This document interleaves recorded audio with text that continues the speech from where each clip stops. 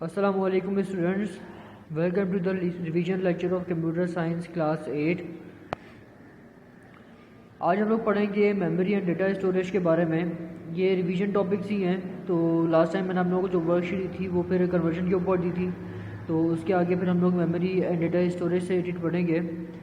तो सबसे पहले तो ये पढ़ लें कि मेमोरी होती क्या है। तो कंप्यूटर के अंदर वो डिवाइसेस के जो कि डेटा स्टोर करने के लिए इस्तेमाल होती हैं उसे हम मेमोरी कहते हैं। ठीक है, कोई भी डिवाइस जो डेटा स्टोर कर सकती है तो वो कंप्यूटर मेमोरी कहलाएगी। अब क्योंकि कंप्यूटर में इस्तेमाल हो रही है तो लिहाजा वो कंप्यूटर मेमोरी है। ठीक है, इसकी दो टाइप्स होती हैं, वोलेटाइल मेमोरी और नॉन वोलेटाइल मेमोरी। तो सबसे पहले जो चीज़ है वो है वोलेटाइल मेमोरी। वोलेटाइल मेमोरी आमतौर पे प्राइमरी स्टोरेज होती है, लेकिन ये ज़रूरी नहीं है। ठीक है, मैं पहले आपको क्लियर कर दूँ।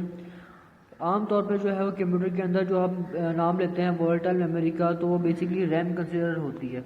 लेकिन कंप्यूटर के अंदर ख़ुद भी जो है वो मेमोरी की डिफरेंट टाइप्स होती हैं। तो फ़िलहाल तो हम लोग अपना टॉपिक ज़रा लिमिटेड रखते हैं, जो लिखा हुआ है उससे रिलेटेड हम लोग डिस्कस कर लेते हैं। तो वोलेटाइल मेमोरी क्या है? वोलेटाइल मेमोरी जो है बेसिकली टेम्पररी मेमोरी होती है। अब टेम्पररी किस तरीके से? टेम्पररी इस तरीके से है कि इसके अंदर एरर तभी आता है जब उसको प्रोसेसिंग करनी होती है। कंप्यूटर को प्रोसेसिंग करनी होती है तो वो मेमोरी के अंदर डेटा भेज देता है। ठीक है, इसी तरीके से एक और जो डिफ्रेंसिएशन करते हैं वो ये करते हैं कि ये मेमोरी के अंदर डेटा जो है वो तब तक रहता है जब तक आपके कंप्यूटर के साथ पावर सप्लाई है। ठीक है, यानी आपका कंप्यूटर चल रहा है तो ये डेटा उस मेमोरी के अंदर मौजूद रहेगा। जब आप कंप्यूटर को शट डाउन कर देंगे, लाइट चली जाए या किसी भी सूरत में कंप्यूटर बंद हो जाता है तो वोलेटाइल मेमोरी के अंदर से जो डेटा है वो ख़त्म हो जाएगा। ठीक है, नॉन वोलेटाइल मेमोरी के अंदर देखें तो नॉन वोलेटाइल मेमोरी जो है वो बेसिकली इसके अंदर डेटा तब तक रहता है जब तक हम खुद ना डिलीट कर दें। यानी लाइट जाने, कंप्यूटर के बंद होने से इसको मेमोरी को कोई फ़र्क नहीं पड़ता। ये बात अपनी जगह है कि ये मेमोरी बार बार इलेक्ट्रिक शॉक से या करंट के बीच में कट जाने से इस मेमोरी को फिज़िकली डैमेज हो जाता है। ठीक है, यानी इसकी वर्किंग में या इसके कहने के पार्ट्स के अंदर थोड़ी सी ख़राबी हम देखते हैं। लेकिन ये कहना है कि डेटा इसके अंदर जो है क्या वो ख़राब हो जाएगा? नहीं, वो ख़राब नहीं होता। ठीक है,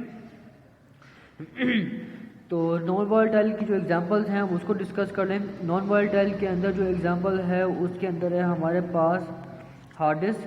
ठीक है, और वोलेटाइल मेमोरी के पास जो एग्जांपल है वो है रैम। तो ये पॉसिबल है कि आपको हम ऑब्जेक्टिव के अंदर दे दें। तो अब एक और बात ध्यान में देखें कि आप लोग जो सेल फोन में मेमोरी कार्ड यूज़ करते हैं वो क्या है? वो सेकेंडरी स्टोरेज है, यानी नॉन वोलेटाइल मेमोरी है। क्योंकि सेल फोन बंद भी हो जाए तो आपकी जो उसमें सॉन्ग्स या इमेजेस वगैरह रखी हुई हैं वो डिलीट नहीं होती। ठीक है, इसी तरीके से हम दूसरी एग्जांपल देख लें यहाँ पे। तो इस तरीके से है कि सेल फोन में एक हमारे पास मेमोरी है जिसको हम रोम कहते हैं। इससे बहुत ज़्यादा फेमिलियर हैं आप लोग, क्योंकि आप लोग जो सेल फोन लेते हैं तो आप पूछते हैं कि इसमें रोम कितना है या इसमें डेटा स्टोरेज कैपेसिटी कितनी है।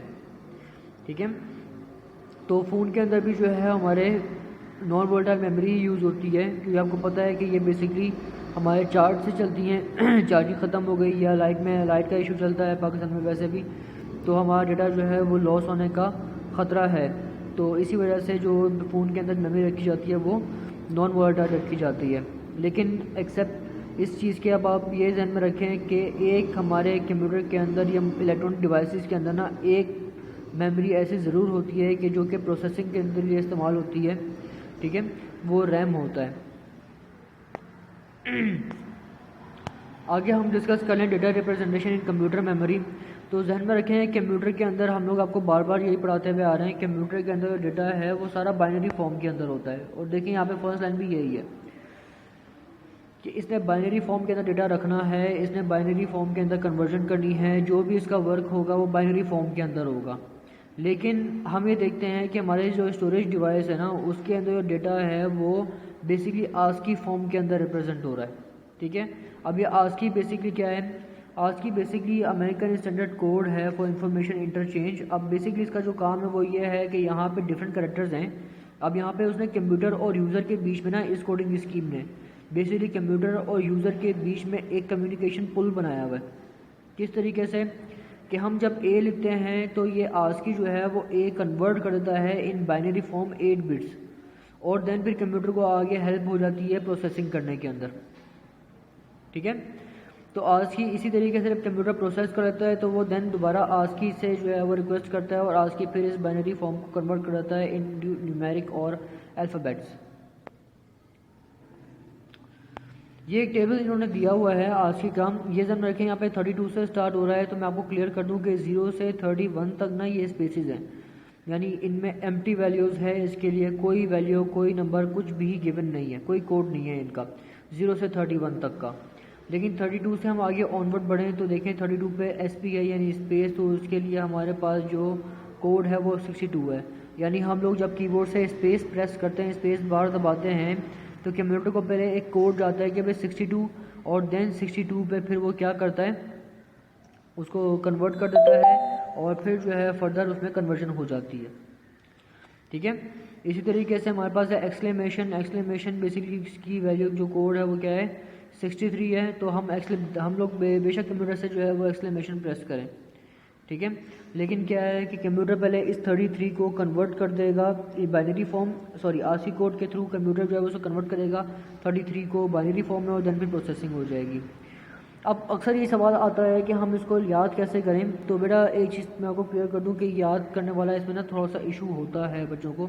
जाहिर सी बात है कि अभी आप लोगों का वो लेवल नहीं है, तो हमें इसको करना किस तरीके से है। ये जो हमारे पास लिखा हुआ है ना ABCD, आपने खाली फर्स्ट लेटर याद रखना है कि जो A है वो किससे स्टार्ट हो रहा है। अभी हम लोग आपसे क्वेश्चन भी खरीदता है, डिटेल में नहीं पूछते। जो A का स्टार्टिंग है वो है 65, और आगे आप देखिए सारा सीरीज़ में चलता जा रहा है। B 66 है, C 67 है, D 68 है, E 69 है, सारा सीरीज़ में जो है वो असेंडिंग ऑर्डर में चलता जा रहा है। ठीक है, और अप टू Z 90। इसी तरीके से जो हमारे पास स्मॉल ABCD है ना, यानी लोअर केस जिसको हम लेटर कहते हैं, ठीक है, उनकी भी जो है वो एक प्रॉपर सीक्वेंस है। ये देखें यहाँ पे 97 के साथ A है, 98 B, 99 C, 100 जो है वो D। तो इसका मतलब ये हुआ कि हमारे पास हर एक लेटर के लिए, हर एक स्पेशल करैक्टर के लिए एक आस्की कोड मौजूद है। तो जब भी हमने वो कोड या करैक्टर प्रेस करना है तो आस्की जो है वो उसको कन्वर्ट कर लेगा into specific code according to जो भी इसमें असाइन हुआ है इसकी स्कीम के अकॉर्डिंग, और देन उसको बाइनरी में कन्वर्ट करके फर्दर अपनी प्रोसेसिंग को कंटिन्यू करेगा।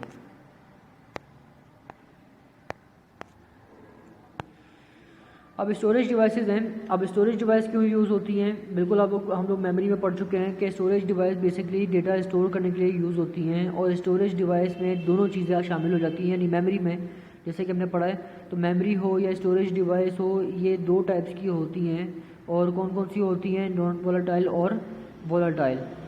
ठीक है, ऐसी एग्जांपल इन्होंने डायरेक्ट दी हुई हैं कि एग्जांपल से हमारे पास RAM, hard disk, CD, USB, flash drive etcetera.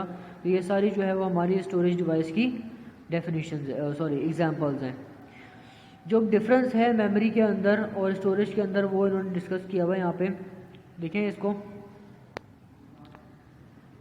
तो लिखा हुआ है सबसे पहले मेमोरी के अंदर, जहाँ पे मेमोरी को हम लोग आमतौर पे वर्ड यूज़ करते हैं ना, तो ध्यान में रखें कंप्यूटर बेसिकली ये कंप्यूटर इस जगह को उसलिए इस्तेमाल करता है जब डेटा को प्रोसेस करना होता है। ठीक है, और आमतौर पे स्टोरेज या कहने के डेटा जो है वो हम लोग वहाँ पे इसको हम रखते हैं कि जहाँ पे हमें लॉन्ग टर्म डेटा रखना होता है, लाइक हार्ड डिस्क। अब मेमोरी जो है वो टेम्परेरी स्टोरेज है। स्टोरेज यानी हमारे पास जो सेकेंडरी स्टोरेज है वो परमानेंट है, यानी हम लोग जब तक खुद डिलीट नहीं करेंगे वो डेटा डिलीट नहीं होगा। मेमोरी आमतौर पे शॉर्ट होती है, यानी उसमें कैपेसिटी कम होती है डेटा स्टोर करने की। जो स्टोरेज है उसके अंदर डेटा स्टोर करने की कैपेसिटी ज़्यादा होती है।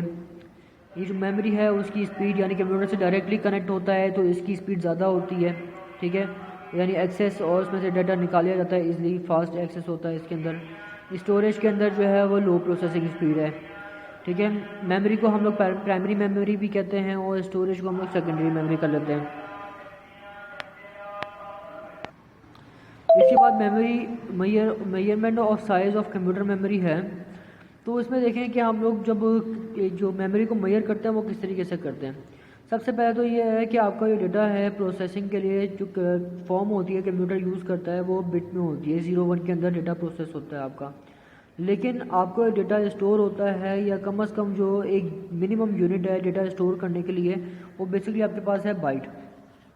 ठीक है, आगे इसी को जो है वो हम कन्वर्ट करते हैं किस तरीके से, बाइट है, उसके बाद किलोबाइट है, फिर मेगाबाइट है, फिर गीगाबाइट है, टेराबाइट है और पीटाबाइट है। यहाँ पे देख लें अब आप लोग इस चीज़ को, 1 किलोबाइट है तो 1 किलोबाइट के अंदर 1024 बाइट्स होती हैं, ठीक है। मेगाबाइट के अंदर 1 MB के अंदर 1024 KB होती हैं। इसी तरीके से 1024 MB जो है वो इक्वल होती हैं 1 GB के, 1024 GB वो इक्वल है 1 TB के, और इसी तरह से 1024 TB जो है वो इक्वल है 1 पीटाबाइट 1 PB के। अब जाहिर सी बात है कि हम लोग ने अब तक जो है वो टेराबाइट से ऊपर कोई नाम नहीं सुना। उसकी रीज़न जो है वो ये है कि हम लोगों के पास इतना मेमोरी का जो है वो यूज़ होता ही नहीं है, ठीक है। आमतौर पे हमारे पास जो नाम सुनते हैं कि भाई हमारे पास मैक्सिमम जो स्टोरेज है वो 500 GB है आम कंप्यूटर के लिए, यानी हमारे आप एक आम यूज़ के लिए एक कंप्यूटर के अंदर इतनी मेमोरी बहुत है, क्योंकि हमने कोई प्रोफेशनल डेटा उसके अंदर नहीं रखना, हमने कोई सॉफ्टवेयर में डेवलपमेंट नहीं करनी, तो इतना जो है वो इनफ रहता है। लेकिन जैसे जैसे हम आगे बढ़ते रहेंगे तो फिर हमें मेमोरी की ज़रूरत ज़्यादा पड़ती रहती है, ठीक है। और जो आपके सर्वर्स हैं लाइक यूट्यूब, फेसबुक वगैरह हैं, उनमें तो बहुत ज़्यादा स्टोरेज होती है, ठीक है, क्योंकि उसमें तो पूरी दुनिया के यूज़र्स का डेटा जो है वो शेयर हो रहा होता है।